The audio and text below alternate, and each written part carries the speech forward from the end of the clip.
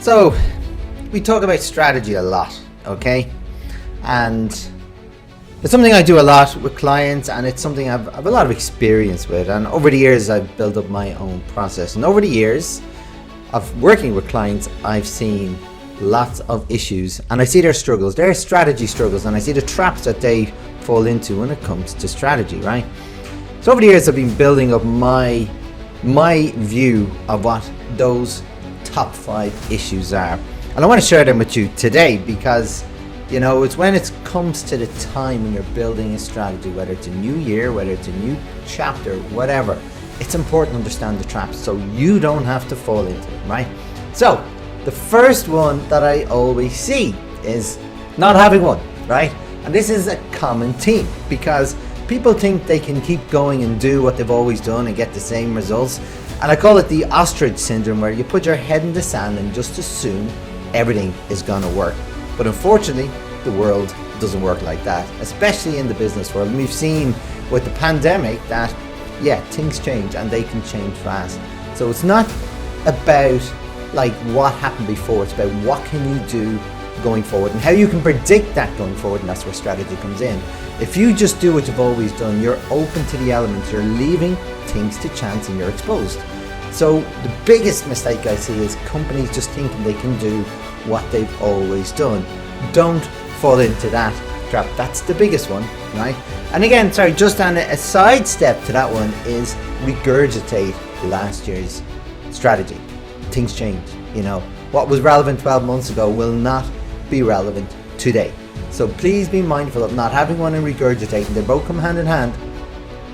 So that's number 1. Number 2 is front loading it. So you go head on in, jump straight into building this new strategy, this new vision for the coming 12 months, right? Or whatever, 3, 6, whatever, how many months it is, right? You just go belt and braces all in, right?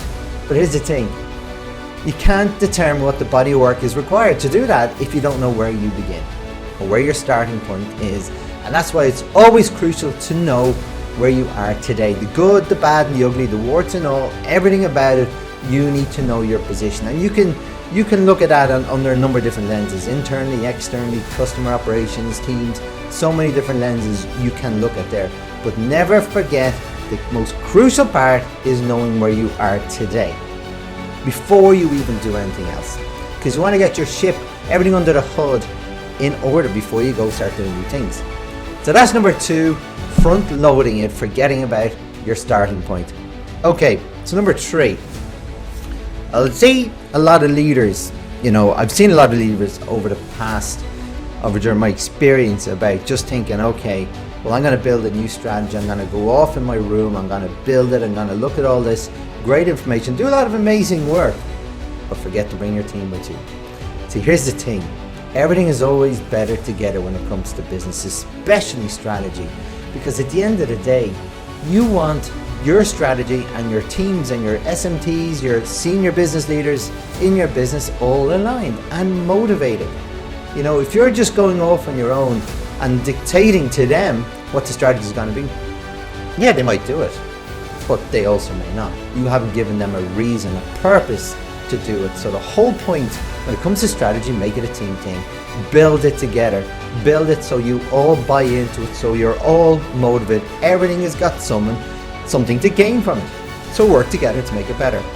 It's a cultural thing, and get that inbred into the company, because I'll tell you now, the difference is substantial. In fact, it's transformational in the two, and I've seen this happen so many times.